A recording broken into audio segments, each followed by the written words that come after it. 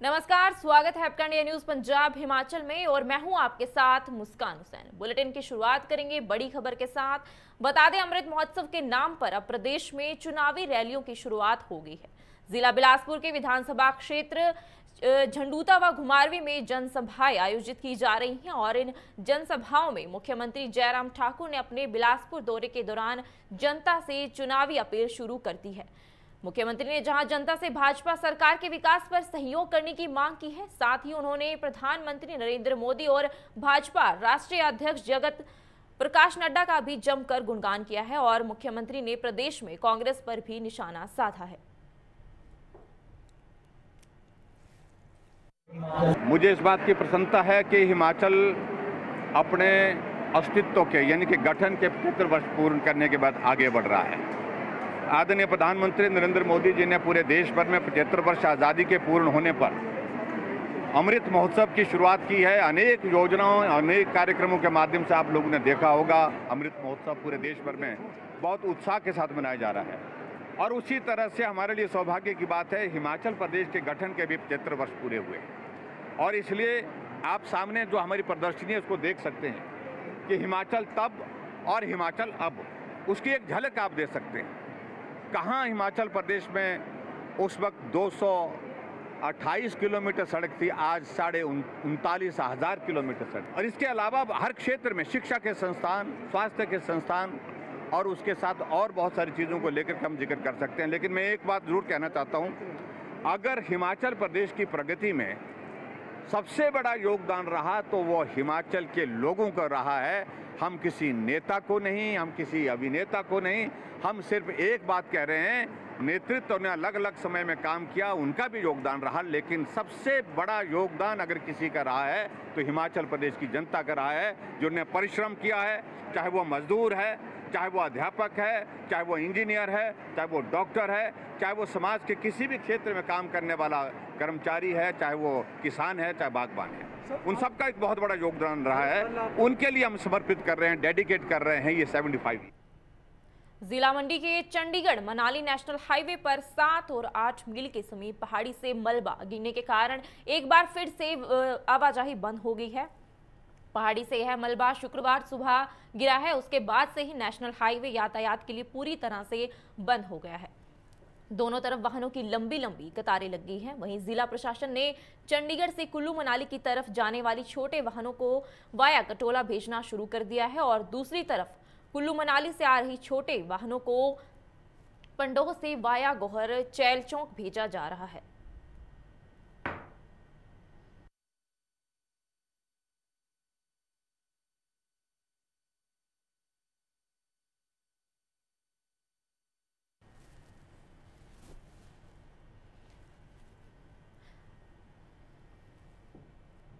बीते दिन मंडी के चंडीगढ़ मनाली पर नेशनल हाईवे हुआ बंद और 7 से 8 मील के समीप गिरा पहाड़ी से मलबा।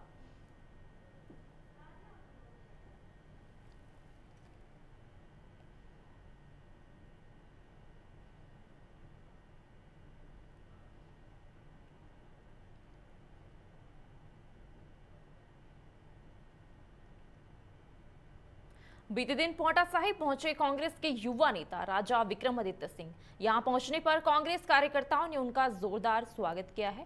उनका स्वागत पांवटा साहिब के राजबन तारूवाला वाई पॉइंट के साथ साथ पाल हवेली में भी किया गया है। राजा विक्रमादित्य ने जनसभा को संबोधित भी किया और जनसभा को संबोधित करने के बाद राजा विक्रमादित्य सिंह की अगुवाई में वाई पॉइंट से पांवटा बाजार तक एक रैली भी निकाली गई, जिसमें सैकड़ों कांग्रेस कार्यकर्ता मौजूद रहे।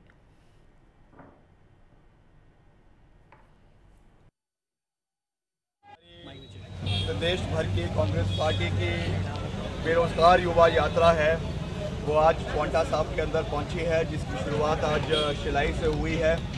और हम प्रदेश के युवाओं के साथ सीधा संवाद करना चाहते हैं। हम ऐसी कोई बात युवाओं को नहीं कहना चाहते जो कल सत्ता में आने के बाद जो है वो इम्प्लीमेंट ना हो सके।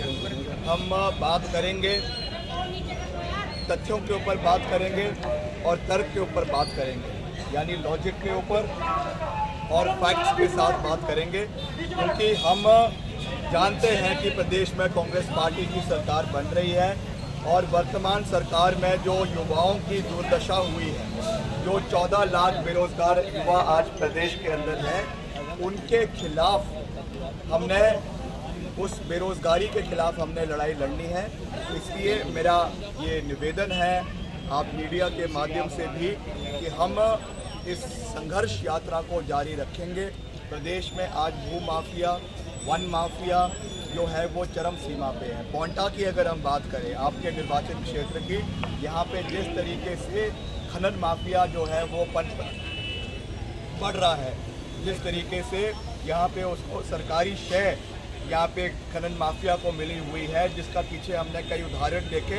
यहाँ पे कई एक्सीडेंट, हमारे जो माइनिंग गार्ड थे उनके एक्सीडेंट करवाया गया, ये बहुत दुर्भाग्यपूर्ण है। और इसीलिए हम युवाओं के खिलाफ, युवाओं के साथ मिलकर बेरोजगारी के खिलाफ लड़ाई लड़ेंगे और सरकार का तख्ता पलट युवा प्रदेश का करेगा। और इसलिए आज हम पोंटा साहब में युवाओं की आवाज़ को उठाने के लिए यहाँ पर उपस्थित हुए। सिरमौर जिला मुख्यालय नाहन में शहर के बीच में नेशनल हाईवे जा रहा है, जिसके चलते कई बार यहां पर ट्रैफिक जाम लगा रहता है। लोगों को सुविधा देने के लिए उद्देश्य से नाहन के पास बनोग से एक बाईपास का निर्माण शुरू किया गया था, लेकिन बीच में सेना भूमि आने से यह रुका हुआ है।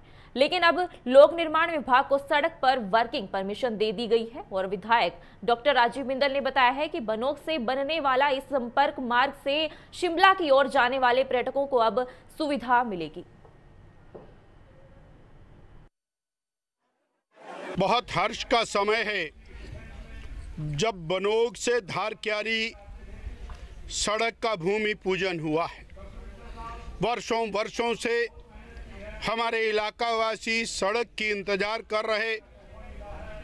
सेना क्षेत्र में से होकर के गुजरने वाली सड़क के ऊपर सेना की परमिशन की आवश्यकता थी।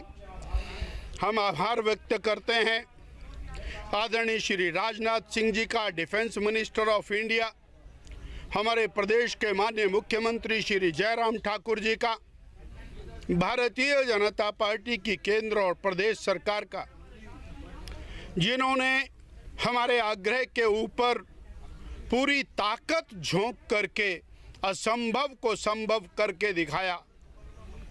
हमें धन्यवाद करना है हमारे यहाँ के जो सीईओ हैं, जो डिफेंस का सारा काम देखते हैं, और हमारे जिलाधीश महोदय, इन दो व्यक्तियों ने लगातार इसको मूव किया और लंबे प्रयासों के बाद आज ये जो धारक्यारी सड़क है ये शुरू हुई है। हमारा प्रयास होगा कि अति शीघ्र इसका निर्माण करके जनता को समर्पित किया जाए। मैं इलाका वासियों को बधाई देता हूं। बिलासपुर जिला के हर एक उपमंडल पर महंगाई व ईडी की कार्यवाही को लेकर कांग्रेस ने भाजपा की दमनकारी नीतियों के खिलाफ प्रदर्शन किया है। यह प्रदर्शन बिलासपुर में पूर्व सदर विधायक बंबर ठाकुर के नेतृत्व में किया गया है और साथ ही केंद्र सरकार के खिलाफ जमकर नारेबाजी की गई है। पूर्व विधायक बंबर ठाकुर ने कहा है कि भाजपा की दमनकारी नीतियां और केंद्र सरकार महंगाई पर रोक लगाने में असफल साबित हुई है।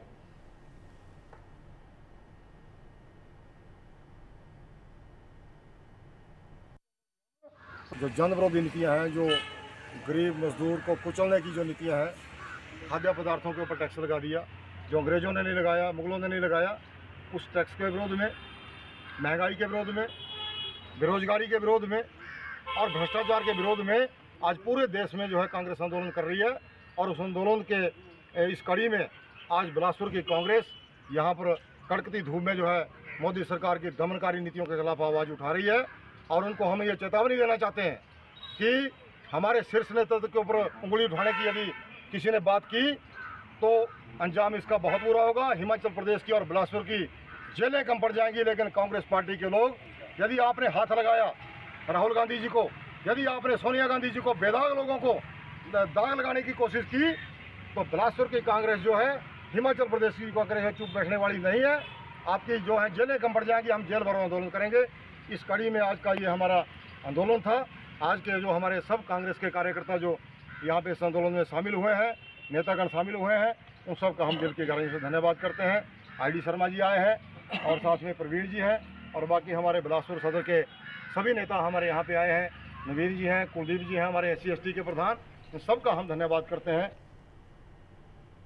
जिला कुल्लू की पर्यटन नगरी मनाली में महंगाई व खाद्य पदार्थों पर लगाए गए GST के विरोध में मनाली ब्लॉक कांग्रेस कमेटी के द्वारा जहां धरना प्रदर्शन किया तो वहीं राज्यपाल को भी एक ज्ञापन भेजा गया है। इस दौरान जब कांग्रेस कमेटी के पदाधिकारी ज्ञापन देने SDM कार्यालय पहुंचे तो वहां पर SDM व अन्य पदाधिकारी मौजूद नहीं थे, जिस पर भी मनाली कांग्रेस कमेटी ने अपनी नाराजगी जताई है। मनाली ब्लॉक कांग्रेस कमेटी के अध्यक्ष हरिचंद शर्मा का कहना है कि एक दिन पहले ही अधिकारियों को सूचित कर दिया गया था कि वे महंगाई के मुद्दे को लेकर प्रदर्शन करने जा रहे हैं। आज इंडियन नेशनल कांग्रेस पार्टी और प्रदेश कांग्रेस पार्टी के आह्वान पर मनाली विधानसभा कांग्रेस कमेटी द्वारा मनाली में माल रोड पे प्रदर्शन किया गया। तत्पश्चात SDM ऑफिस में हमने महामहिम राज्यपाल जी को ज्ञापन प्रेषित किया। आज आप देखते ही हैं कि किस तरह से पूरे देश में जो देश व्यापी जो महंगाई की जो आग लग गई है, मैं समझता हूँ कि अभी गत दिनों जो हमारे खाद्यान्न है, रोज़मर्रा की जो खाने की वस्तुएं हैं, चावल, आटा, दाल, अन्य वस्तुएं, उन पर भी केंद्र सरकार ने GST लगाई और साथ में हमारे पेट्रोल, डीजल, रसोई गैस, अनेकों वस्तुएं वो महंगी की है। मैं समझता हूँ कि हमारे जो आमजन है, गरीब परिवार है, उनका जीना जो है दुश्वार हो गया है। और उसके साथ साथ जो हमारी वर्तमान सरकार ने अग्निपथ योजना जो लाई है, मैं समझता हूँ कि हमारे सैनिकों का अपमान है। हमारे जो बेरोजगार नौजवान युवक हैं, जिनके पेरेंट्स ने जो है उनकी पढ़ाई में अपने खून पसीने की कमाई लाखों रुपए खर्चे हैं, मैं समझता हूँ कि 18 साल में भर्ती करके और 23 साल में उनको रिटायर किया जा रहा है और वो उनका अपमान है। बीते दिन मुख्यमंत्री जयराम ठाकुर बिलासपुर पहुंचे। वहां आजादी के 75 वर्ष पर होने पर अमृत महोत्सव के नाम से घुमारवी और झंडूता विधानसभा क्षेत्र में भव्य आयोजन किया गया। इस कार्यक्रम में प्रदेश के मुख्यमंत्री जयराम ठाकुर हेलीकॉप्टर से झंडूता विधानसभा क्षेत्र पहुंचे, जहां भाजपा कार्यकर्ताओं ने उनका जोरदार स्वागत किया।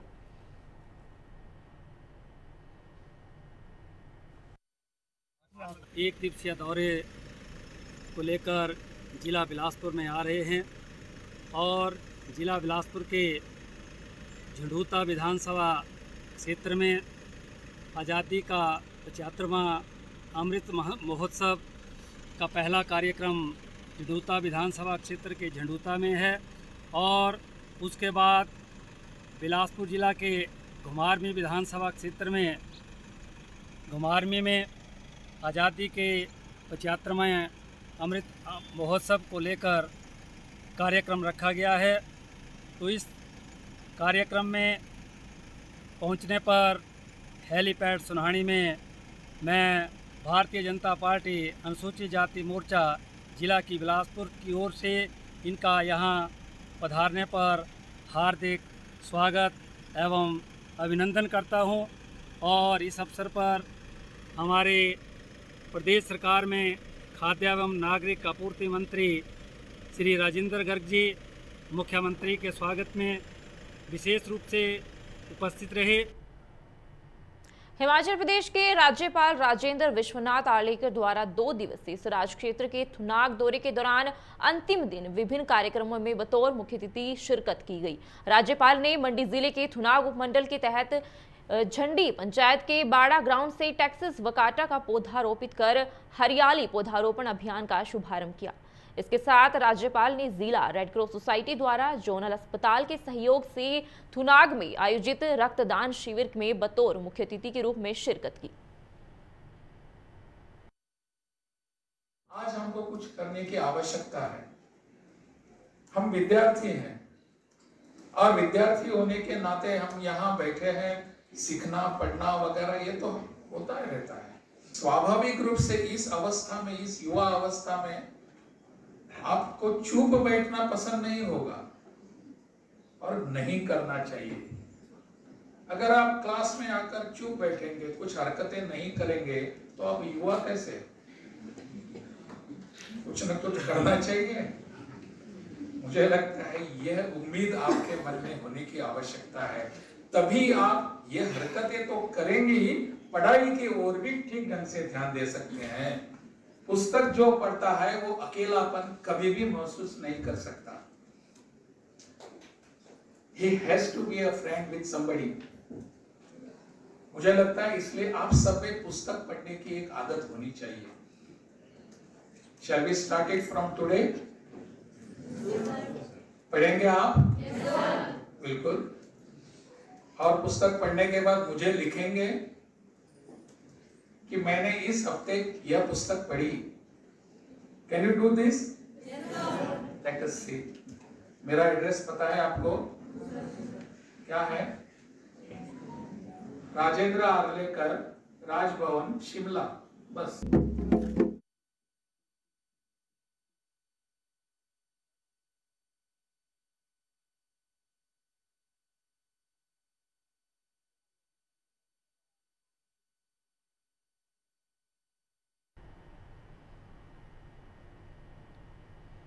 नाहन में सर्व कर्मचारी पेंशनर्स व युवा बेरोजगार मोर्चा के प्रदेश अध्यक्ष गोपाल दास वर्मा मीडिया से रूबरू हुए, जिस दौरान उन्होंने भाजपा को अपने निशाने पर लिया और कहा कि प्रदेश की जयराम सरकार कर्मचारियों और पेंशनरों की समस्याओं को समाधान को लेकर नाकाम साबित हुई है। उनका कहना है कि भाजपा की जयराम सरकार मिशन रिपीट के दावे कर रही है, लेकिन प्रधानमंत्री नरेंद्र मोदी भी अगर हिमाचल आ जाएं तो भी कर्मचारी व पेंशनर्स मिशन रिपीट को सफल नहीं होने देंगे। कर्मचारी और पेंशनों के मुद्दे हैं, क्योंकि वर्तमान जयराम सरकार कर्मचारियों और पेंशनों की मांगों को लागू नहीं कर सकी 4.5 साल में, और जो पंजाब का छठा वेतन विभाग इन्होंने दिया है वो भी तोड़ मरोड़ के दिया है। वेतन विसंगति की बैठक नहीं हुई, राइडर नहीं हटाया। तो आप बताइए, एरियल की सरकार कह रही है जी हम तो एक किस्त देंगे, मंजूरी नहीं है। आपने देना है तो पूरा दो, पूरा एरियर दीजिए कर्मचारियों को और पेंशनों को। ये मंजूर नहीं होगा एक किस्त, हमें मंजूर ही नहीं है किस्त, ये अपने पास ही रख लो, अगली सरकार से ले लेंगे। और दूसरी बात ये, पेंशनों को आप देखिए 65, 70, 80 का वित्तीय लाभ नहीं मिला, 4, 9, 14 का लाभ नहीं मिला।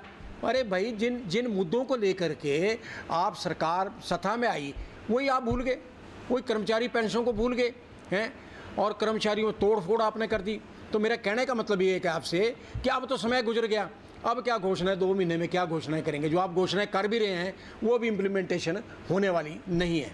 इससे बेटर तो मैं ये कह रहा हूँ कि जो मुकेश अग्निहोत्री जो विपक्ष के नेता है, उन्होंने जो घोषणा की है, मैं कहता हूँ उसका मैं स्वागत करता हूँ, और प्रदेश के कर्मचारी और पेंशनर से यही अपील करता हूँ कि वोट कांग्रेस को दो, क्योंकि इतनी बड़ी घोषणाएं उन्होंने की है।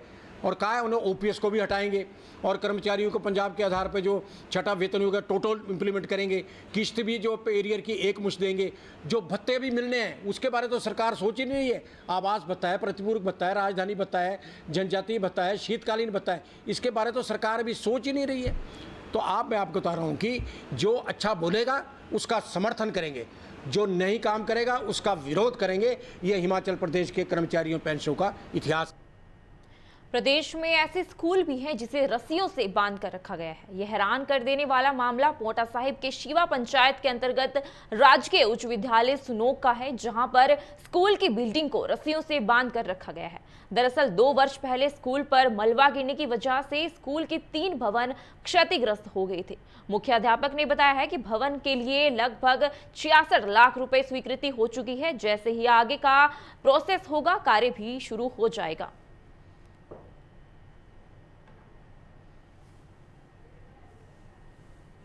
ये 2019 में लैंडस्लाइडिंग के कारण जो बिल्डिंग है वो क्षतिग्रस्त हुई थी, और इसकी जो सुरक्षित डिक्लेयर करने की जो प्रक्रिया है वो चली हुई है। आज 4 तारीख है, अगस्त 4 को SDM साहब ने हमें टाइम दिया था, क्योंकि चेयरमैन उस कमेटी के SDM साहब होते हैं। तो अनफॉर्चुनेटली SDM साहब रास्ते में रोड ब्लॉक होने के कारण पोटा साहब नहीं पहुंच पाए। तो उनकी तरफ से मैसेज आ गया था कि हो सकता है कल तक का टाइम हमें दोबारा दें, और जो विभागीय प्रक्रिया है वो चल रही है। और डिप्टी कलेक्टर साहब भी आधे रास्ते तक आ गए थे, उनको भी कम्युनिकेट किया गया, वो भी वहाँ से वापस हुए। जैसे ही SDM साहब हमें फर्दर आदेश करते हैं कि कब कमेटी जो है वो इकट्ठी होगी, तो उसके हिसाब से जो अगली प्रक्रिया।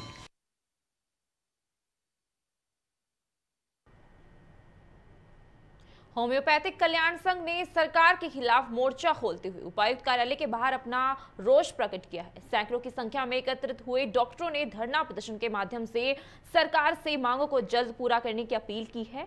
वहीं चेतावनी भी दी है कि उनकी मांगें नहीं मानी गई तो उग्र आंदोलन किया जाएगा। होम्योपैथिक कल्याण संघ का कहना है कि आयुष विभाग द्वारा डॉक्टरों की 25 सालों से सरकार अनदेखी कर रही है और प्रदेश में सिर्फ 14 होम्योपैथिक स्वास्थ्य केंद्र हैं, जबकि आयुर्वेदिक 1300 है। होम्योपैथिक डॉक्टरों की मांग है कि प्रदेश के प्रत्येक आयुर्वेदिक स्वास्थ्य केंद्र में डॉक्टरों की नियुक्ति की जाए। रविंद्र वर्मा, प्रेसिडेंट होम्योपैथिक कल्याण संघ। और जो हमारी मुख्य मांगे है, हिमाचल में एक आयुष सिस्टम है और पूरे भारत में एक आयुष सिस्टम, माननीय प्रधानमंत्री जी ने आयुष सिस्टम को बोला जाए तो एक आयुष सिस्टम को सबसे ज़्यादा बढ़ावा दिया जाता है। और इसी तर्ज पे हिमाचल में भी एक आयुष सिस्टम को सिर्फ एक होम्योपैथी के साथ अनदेखी की जा रही है। एक ऐसा व्यवहार किया जा रहा है जैसे कि ऐसा लगता है कि सिस्टम ही नहीं है। हर एक डॉक्टर, हमारे डॉक्टर से 5.5 साल की डिग्री करके आते हैं, लेकिन आफ्टर ऑल भी उनको 5 साल की डिग्री करने के बाद भी उनको बेरोजगार घूमना पड़ता है। तो हमारी माननीय मुख्यमंत्री से डिमांड है कि जिस स्तर पे आप आयुर्वेदिक डॉक्टर्स को तैनात कर रहे हैं, उसी तर्ज पे होम्योपैथी डॉक्टर्स को भी तैनात किया जाए। और जैसे NHM के अंडर अभी डॉक्टर्स को, आयुर्वेदिक डॉक्टर्स को रखा जा रहा है, उसी तर्ज पे होम्योपैथी डॉक्टर्स को भी रखा जाए। और जैसे नेशनल हेल्थ मिशन और जैसे हमारे हिमाचल में माननीय मुख्यमंत्री जी ने 2020 में एक घोषणा की थी कि हिमाचल में एक मेडिकल कॉलेज में आ जाएगा, एम्स लेवल का मेडिकल कॉलेज में आ जाएगा, लेकिन वो अभी तक एक न्यूज़पेपर में एक कटिंग देखेंगे आप, उसमें हमने लगाया भी है, एक सिर्फ एक न्यूज़ में एक छपी हुई फाइलों में छपा हुआ रह गया है, इसका कोई अस्तित्व नहीं रह गया है। सिर्फ एक अनाउंस कर दिया कि हिमाचल में एक कॉलेज बनाया जाएगा, एम्स लेवल का एक हॉस्पिटल बनाया जाएगा, लेकिन यहाँ हॉस्पिटल दूर की बात है। एक 1550 डॉक्टर्स है जो बेरोजगार घूम रहे हैं हिमाचल में, उनके लिए कोई रोजगार का कोई साधन नहीं है। उनको प्राइवेट प्रैक्टिस करनी पड़ती है, अदर स्टेटों में उनको अपना रोजगार चलाने के लिए गुजारा करना पड़ता है। ये हिमाचल में सिर्फ एक अकेला एक होम्योपैथी सिस्टम है जिसके साथ ऐसा व्यवहार किया जा रहा है। हिमाचल में हम लोग 1997 से 14 डॉक्टर से सीटें थी, उसके बाद एक नई कोई भी क्रिएशन नहीं हुई है। 25 साल हो गए, हर सरकार के पास जाते हैं, हर सरकार से हम डिमांड करते हैं कि हमारी कोई पोस्ट निकाली जाएगी। नहीं, फिलहाल के लिए बस इतना ही। तमाम खबरों के लिए देखते रहिए इंडिया न्यूज़ पंजाब हिमाचल। नमस्कार।